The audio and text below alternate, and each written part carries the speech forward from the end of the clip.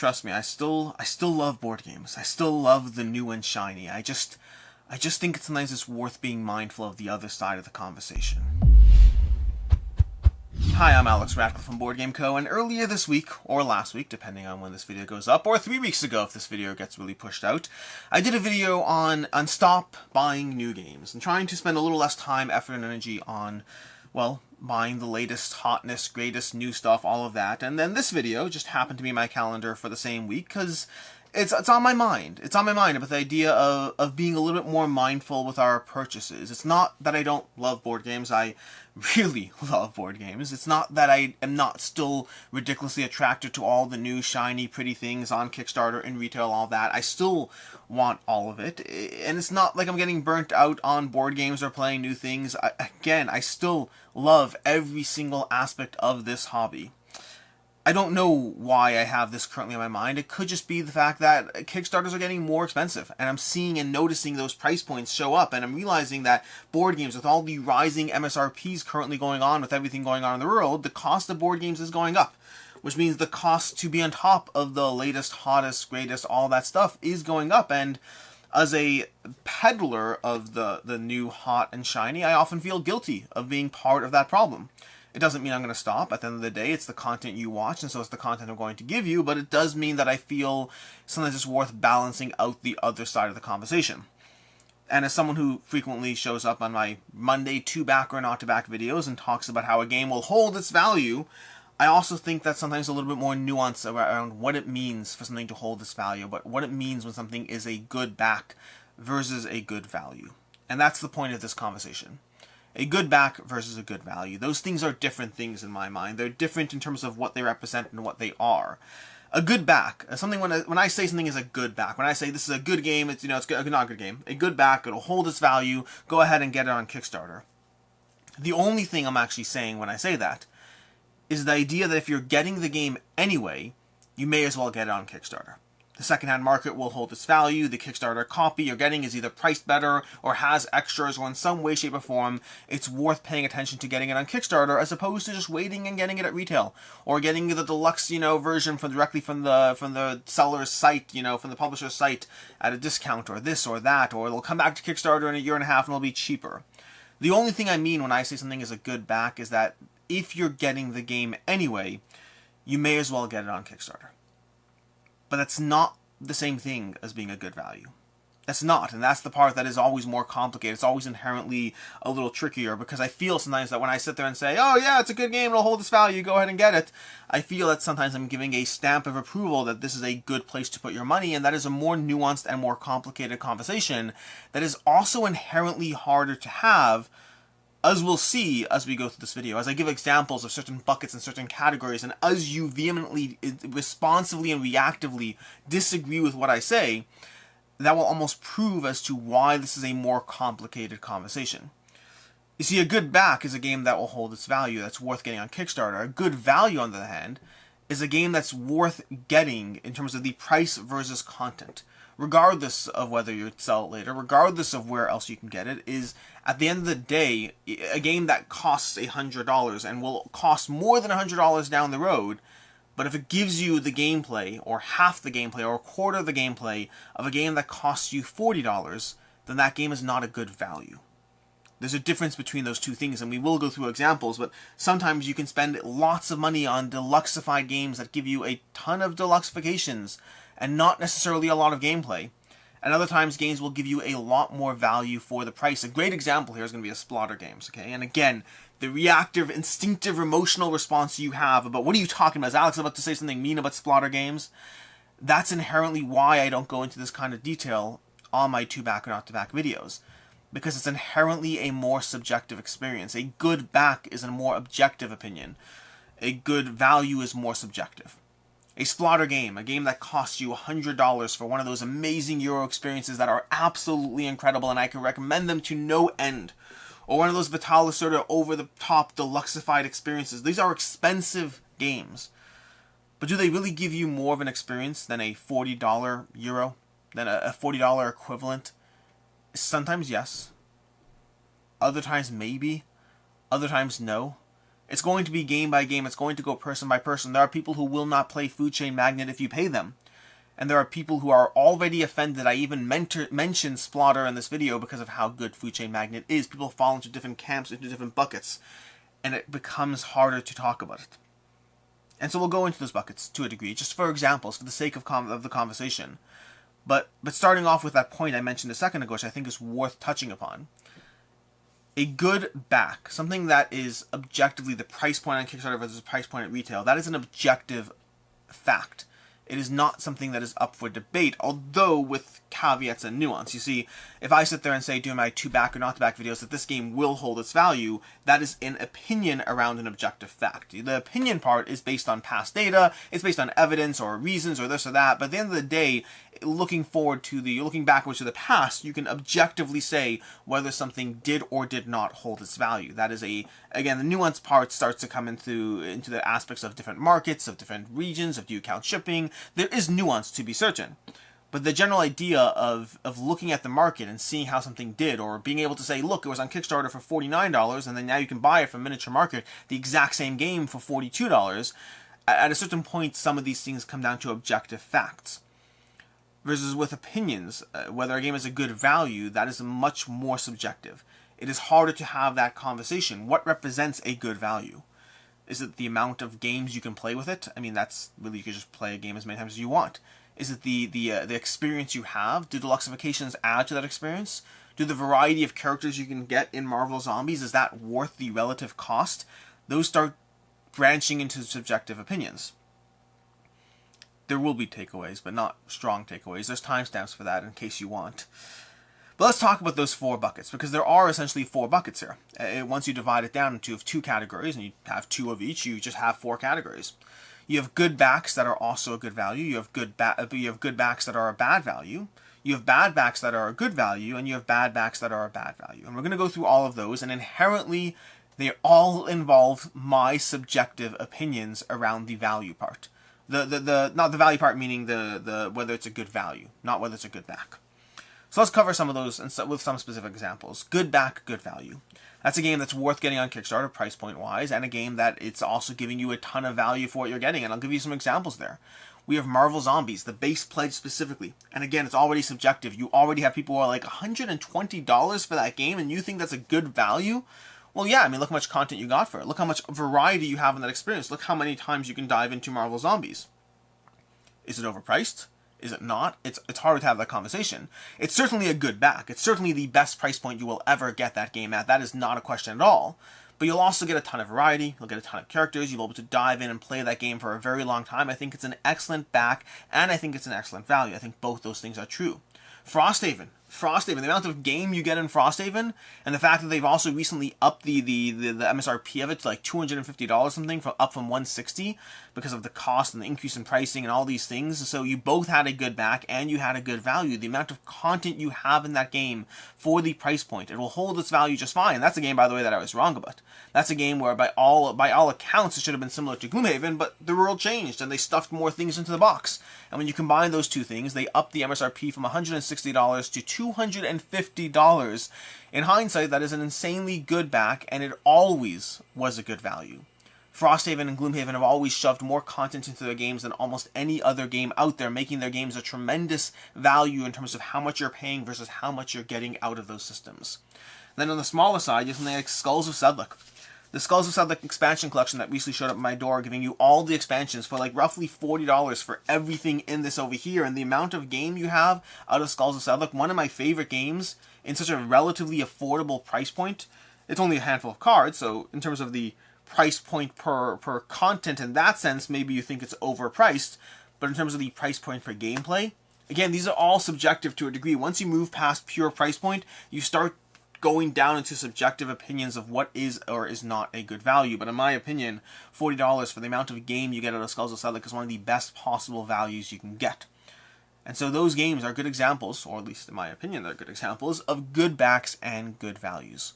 They are both worth the price point you paid on Kickstarter relative to other options, as well as worth the price point for the amount of content you are actually getting, making them good places to put your money if you're trying to figure out the best avenues to put your money as someone with limited funds and trying to figure out what games you should get.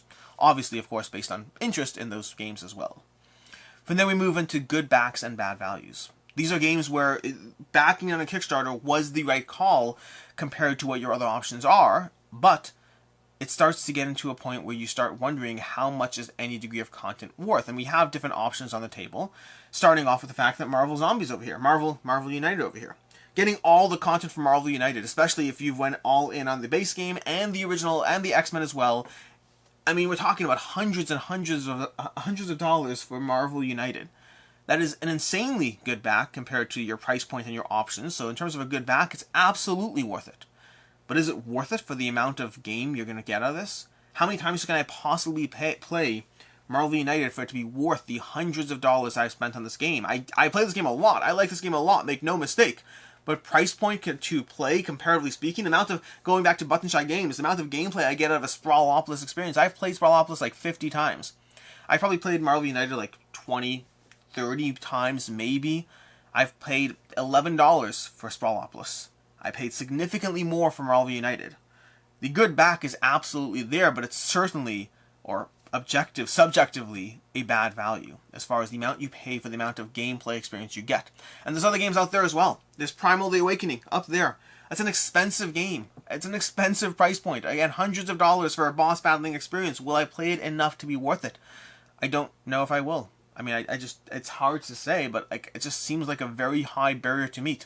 There's Scarface 1920, one of the more expensive area control deck building experiences you have in that genre. You could have gotten games like, you could have gotten a copy of Blood Rage from, retail, as well as having enough money left over for 4 or 5 other smaller games for the price point of jumping into Scarface 1920. There's Iridia, The Paths We Dare Tread. It's an expensive game. Is it worth it? How much gameplay will you get out of that experience for the $170 it costs to get your hands on it?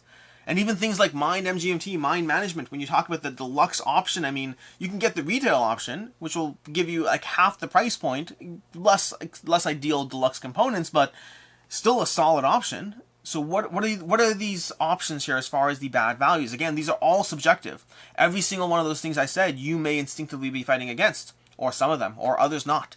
They're all subjective when you start drifting into the bad value category, but just because something will hold its value doesn't mean there shouldn't be a conversation around whether it's the right place to put your dollars. That's what I mean in those categories. From there we move into bad backs and good values. These are games that I think are worth picking up. I think the amount of content you get relative to the price point is incredible, at least compared to some of these over-the-top deluxe Kickstarter options out there. But also they weren't a good price point on Kickstarter, or GameFound, or wherever. And there's some different options there. Offhand, a good example would be any Garphill game. Any Garphill game ever, the Architects, the Raiders, all those games, they generally are overpriced on Kickstarter compared to retail, assuming a US market and all that. But they give you a ton of gameplay for an incredibly reasonable price point. Do you know how much game Shem Phillips manages to stuff into these small boxes? He puts a ton of game into these tiny little boxes because specifically to keep the MSRP down, specifically to give you a good price point relative to the gameplay you're getting out of it. But on Kickstarter, it's not necessarily the best price point. It's just in retail, once it shows up, it is. And so that starts becoming a good example of something that starts becoming a bad back, but a good value. Ares Expedition.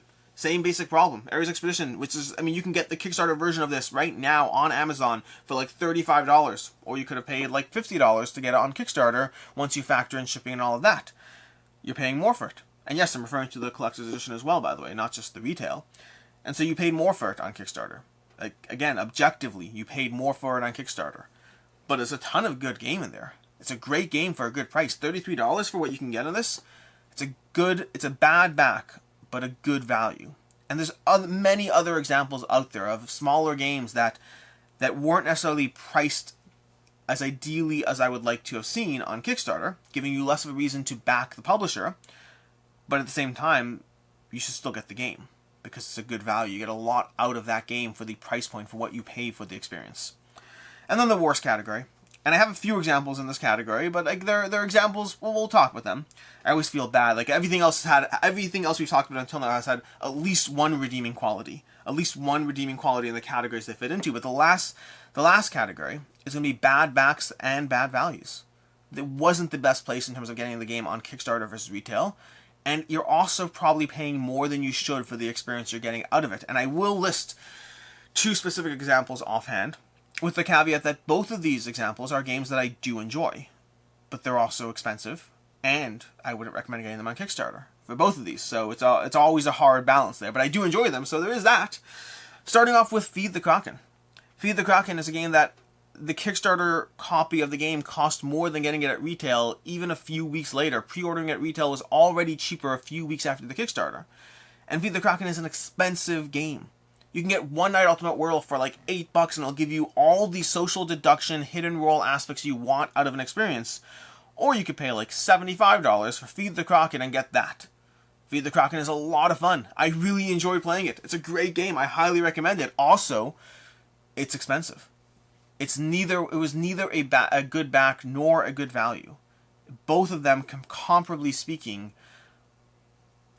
there are better options out there. And so that starts falling into a bucket of both of those being bad.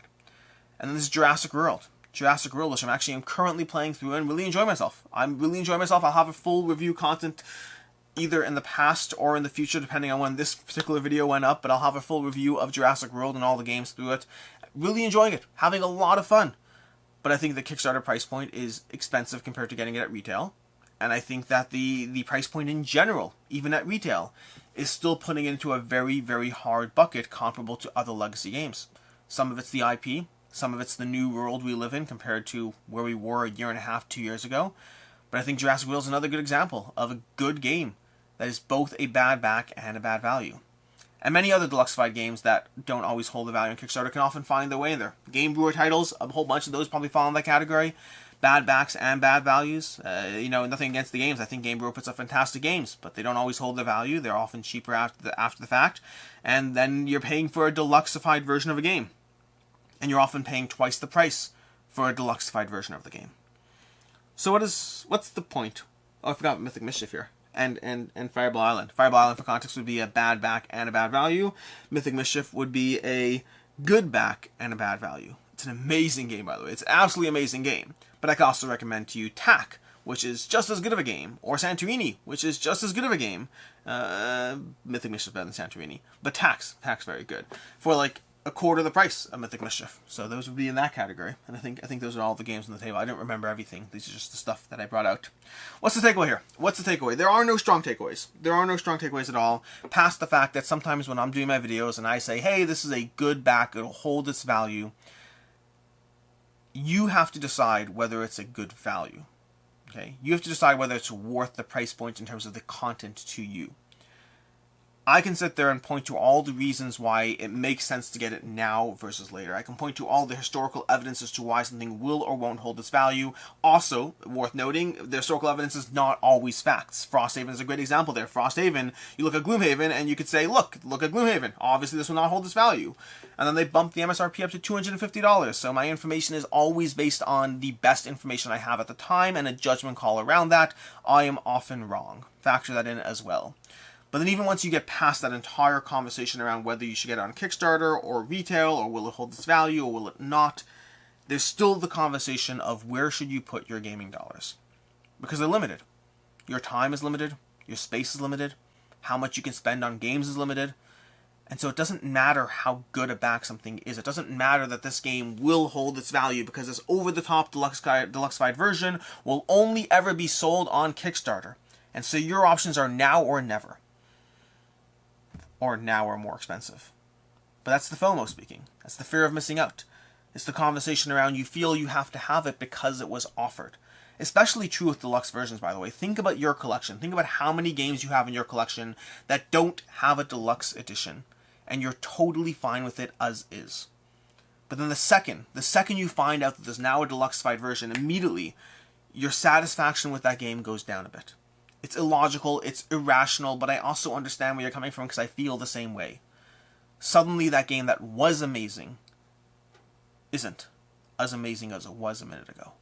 suddenly your version of the game is no longer the ideal version to own, and all the experience and joy you had around it is suddenly lessened because of the existence of something else. It makes no sense.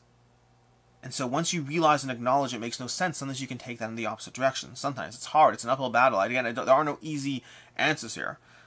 But maybe you don't need that deluxified, over-the-top version of a game that you're probably only going to play 2 or 3 times before it gets relegated to the back of a Calyx shelf somewhere, only to be continuously replaced by your favorite games that you play more anyway. There are a lot of games out there that are production heavy. There are a lot of games out there that are deluxe and exclusive and over the top and will never be printed again and will cost you more for the privilege, and you have to wonder and worry about whether there'll ever be in the future another opportunity to get this game at the price point it is now, or whether now is the time that you have to get that game. And sometimes, by the way, there are reprints of a game that has been a 6.8 on Board Game Geek for the past 15 years, and until today, you never cared about it. But now it's there, now it's pretty, now it's shiny, and now you want it. And if you can get it, and if it doesn't hurt your wallet, and you're fine with the journey and the pursuit and all of that, then do so. Because make no mistake, despite the video earlier this week, you will absolutely see me continuing to get games when I want to get those games. I try to be restrictive to a degree. I play a lot of games, so I give myself a lot of leeway. I play 1,000+ games a year, so I do have leeway that I allow myself, but I also try to be restrictive.